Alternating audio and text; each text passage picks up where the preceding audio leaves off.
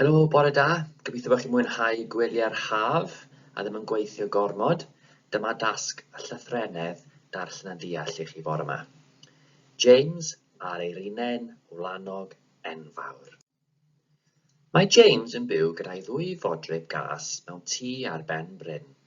Mae'r Eirinen Enfawr wedi bod yn tyfu yng ngardd James. Un noson, mae James yn gweld twll yn ochr y ffrwyth, sef twnnel yn arwain at garreg yng nghanol yr Eirinen.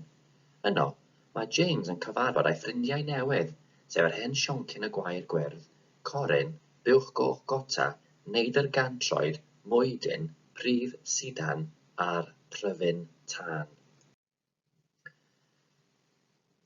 Dyna oedd cyflwyniad bach i'r stori, a nawr ni'n mynd i ddarllen darn o'r stori ei hun.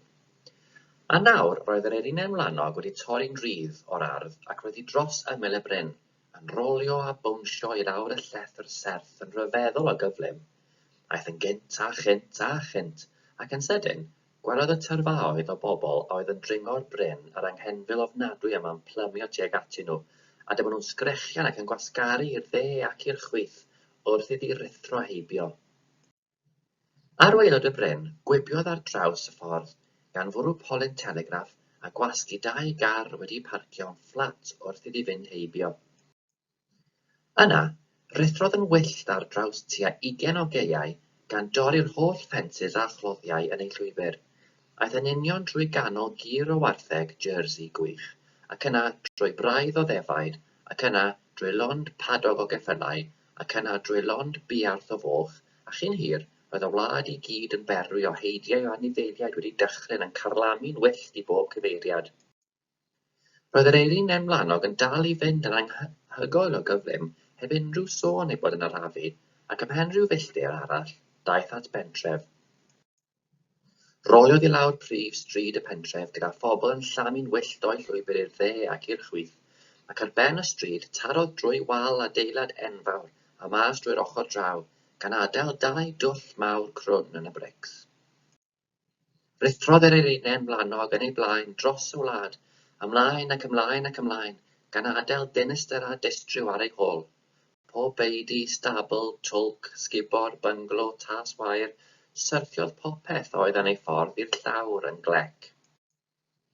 A mae hwnna'n dod o lyfr James a'r Eirinen Wlanog Enfawr gan Roald Dahl, wedi cael ei addasu i Gymraeg gan Elin Meek. Cwestiynau o'r testun. Cwestiwn 1. Ble mae James yn byw?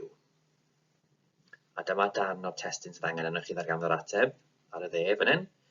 Mae James yn byw gyda'i ddwy fodryb gas mewn tŷ ar ben bryn. Mae'r Eirinen Enfawr, yn siŵr pa mae'r bit nesaf yna fyna, mewn tŷ ar ben bryn. So mae James yn byw mewn tŷ ar ben bryn. Rhif 2. Ble mae'r Eirinen Enfawr wedi bod yn tyfu? Mae'r Eirinen Enfawr wedi bod yn tyfu yng nghardd James. Mae'r test yna mor fyr, gobeithio byddwch chi'n gallu cael yr ateb yna'n gywir. Ble mae'r Eirinen Enfawr wedi bod yn tyfu? Yng ngardd James, mae'n tyfu mas yr ardd. 3. Beth wnaeth y bobl wrth weld yr Eirinen yn dod?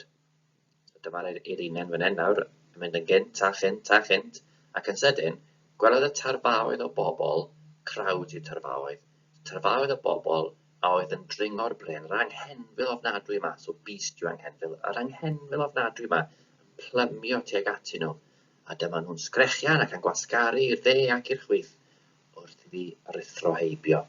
So beth wnaeth y bobl wrth weld yr Eirinen yn dod? Sgrechian ac yn gwasgaru i'r dde ac i'r chwith. 4. Pa ddamweiniau ddigwyddodd ar waelod y bryn? Ar waelod y bryn, gwibiodd ar draws y ffordd gan fwrw polyn telegraff a gwasgu dau gar wedi parcio fflat wrth iddi fynd heibio.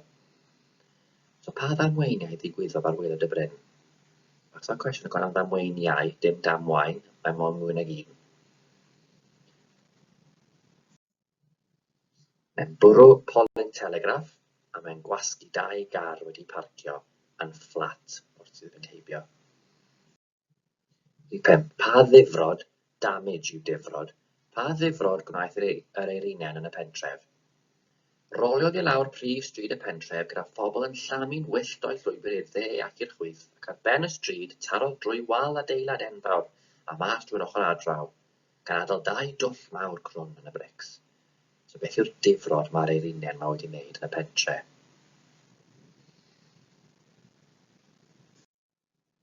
Mae wedi taro drwy wal adeilad enfawr a wedi dod mas drwy'r ochr draw gan adael 2 dwll mawr crwn yn y brics.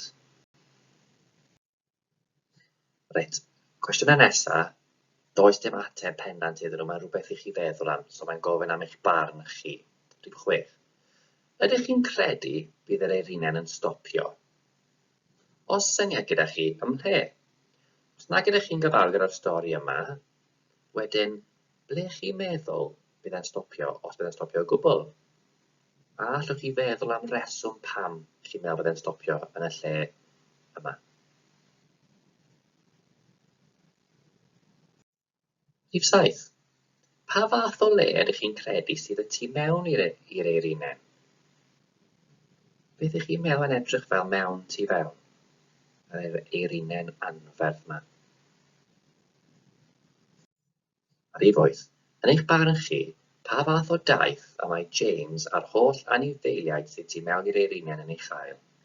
Pa fath o daith? Beth mae'r taith yn fod fel iddyn nhw yn mynd lawr yr tyle mor gyflym a clasio mewn i bethau? Pa fath o daith chi'n meddwl bod James yn cael mewn tu fewn yr Eirinen yna?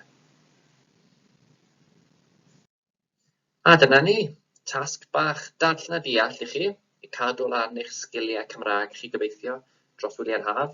Cofiwch i ddarllen llyfrau dros yr haf, yn enwedig yn Gymraeg, ac ymarfer eich sgiliau. Pob hwyl am nawr. Ta-ra.